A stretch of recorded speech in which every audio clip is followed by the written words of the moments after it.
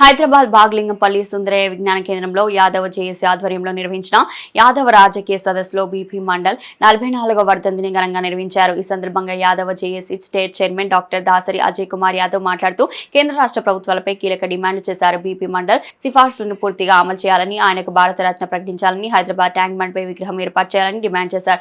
అలాగే బీపీ మండల్ జయంతి వర్ధంతులను అధికారికంగా నిర్వహించడంతో పాటు ఆయన జీవన చరిత్రను పాఠ్య పుస్తకాలు చేర్చాలని అన్నారు. తెలంగాణలో గ్రామాన మండల్ ఉద్యమాన్ని తీసుకెళ్తామని, బీసీ బహుజన శక్తులను ఏకం చేసి మరో మండల ఉద్యమం ప్రారంభిస్తామని స్పష్టం చేశారు. ఈ కార్యక్రమంలో యాదవ జేఏసీ నేతలు, వివిధ పార్టీ నాయకులు పెద్ద సంఖ్యలో పాల్గొన్నారు.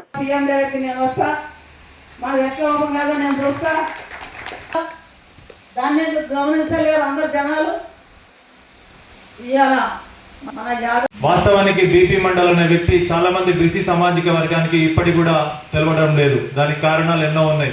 అయినప్పటికీ కూడా బీసీ సామాజిక వర్గం ప్రతి ఇంట్లో కూడా మరి మన రాజకీయ నాయకత్వం లేదా, మరి మనం గెలిపియలేదా, వాడికి తీసుకోపోయారు. ఇవాళ కోకాపేటలో మన యాదవులకు ఉన్నది, కుర్మలకు ఉన్నది హాస్టల్. వాళ్ళు ఓపెన్ చేసుకున్నాడు, మనకు సిగ్గులేదా? పోదామా సీఎం దగ్గరికి నేను వస్తా, మనం ఎట్లా ఓపెన్ కాదో నేను చూస్తా. ఈ పైసలే కదా, దాన్ని గమనిస్తలేరు అందరు జనాలు.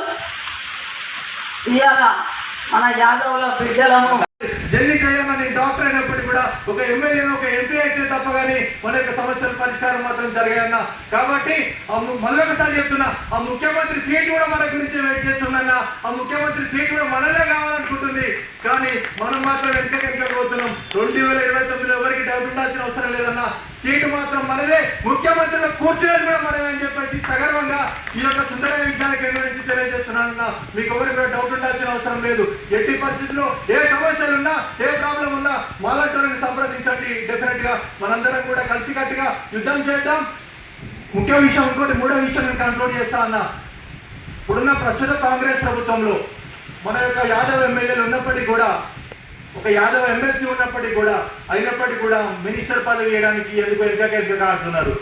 ఈ వేదిక నుంచి గౌరవ ముఖ్యమంత్రి గారికి నేను విజ్ఞప్తి చేస్తున్నా, డిమాండ్ చేస్తున్నా, మీరు కనుక ఈ యొక్క నెక్స్ట్ క్యాబినెట్ ఎక్స్పాన్షన్ లో యాదవులకి మంత్రి పదవి ఇవ్వకపోతే తస్మాత్ జాగ్రత్త అని చెప్తున్నా.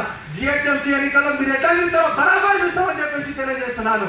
మీరు కనుక యాదవ్ సామాజిక వర్గానికి మంత్రి పదవి ఇవ్వకపోతే మీ యొక్క రోజులు కూడా దగ్గర వస్తారని చెప్పేసి తెలియజేస్తున్నాను.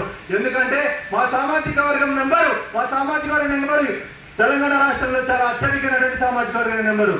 మేము శాసిస్తే డెఫినెట్ గా మీ కుర్చీలు కూడా కలుగుతాయని చెప్పేసి తెలియజేస్తున్నాను. మా మీద ఎన్ని కేసులు అన్నా పెట్టుకోరి, ఎన్ని ఇంటెలిజెన్స్ రిపోర్ట్ అయినా పంపించుకోరి, తగ్గేదే లేదని చెప్పేసి తెలియజేస్తున్నాను. ఇక్కడికి వచ్చిన వాళ్ళు మనందరూ కూడా ఆ ధైర్యంతోనే ఉన్నారని చెప్పేసి తెలియజేస్తూ, మాకు గనుక మంత్రి పదవి ఇవ్వకపోతే రేపు పొద్దున ముఖ్యమంత్రి పదవి. ఇవాళ బీపీ మండల్ గారి వర్ధంతి సందర్భంగా మా యాదవ్ సోదరులు అజయ్ కుమార్ యాదవ్ చైర్మన్ జేఏసీ, అదేవిధంగా చిలికన్ శ్రీనివాస్ యాదవ్ వైస్ చైర్మన్ గారు, అదేవిధంగా సిద్ధి రమేష్ యాదవ్ గారు జేఏసీ ప్రెసిడెంట్, వీరి ఆధ్వర్యంలో ఇవాళ బీపీ మండల్ వర్ధంతి చాలా ఘనంగా జరిగింది.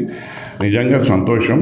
ఇవాళ భాగ్యనగరంలో హైదరాబాద్లో నడిఒడ్డున ఈ సుందరయ్య విజ్ఞాన కేంద్రంలో వీరి ఆధ్వర్యంలో బీపీ మండల్ గారి వర్ధంతిని పురస్కరించుకొని యాదవులలో రాజకీయ చైతన్యాన్ని నింపాలన్న ఒక బృహత్తరమైనటువంటి కార్యక్రమం సోదరులు తీసుకున్నారు. ఇది చాలా సంతోషం. ఇవాళ రాజ్యాధికార దిశగా ఇవాళ బడుగు బలహీన వర్గాలలో యాదవ కులస్తులు జాతి బలంగా ఉంది. అయినప్పటికీ కూడా రాజకీయంలో ప్రవేశానికి వాళ్ళు వెనుకాడుతూ ఉన్నారు. అలాంటి రాజకీయాల్లో ముందుకు రావడానికి, రాజకీయాల్లో ప్రాతినిధ్యం వహించాలన్న ఉద్దేశంతో యాదవ జాతుల్లో ఉన్నటువంటి వారి పిల్లలను రాజకీయాల్లోకి తీసుకురావాలని వీళ్ళు చాలా ప్రయాసపడతా ఉన్నారు. చాలా సంతోషకరమైనటువంటి విషయం. మనకు అంబేద్కర్ గారు చెప్పినట్టు రాజకీయంతోనే ఏదైనా మనం సాధించుకోవచ్చు. కాబట్టి ఇవాళ ఆ దిశగా ఇవాళ ఈ ప్రయత్నం జరుగుతూ ఉంది. నేను వారిని ఎంతో అభినందిస్తూ ఉన్నాను. ముఖ్యంగా ఇవాళ 500 మంది విద్యార్థులు ఇవాళ అంటే యాదవ జాతి నుంచి రావడం జరిగింది. వాళ్ళు రాజకీయ చైతన్యం పూనుకొని ఇవాళ భవిష్యత్తులో రాజకీయం చేయాలన్న ఉద్దేశాన్ని ఈ యొక్క సంస్థ కల్పించింది.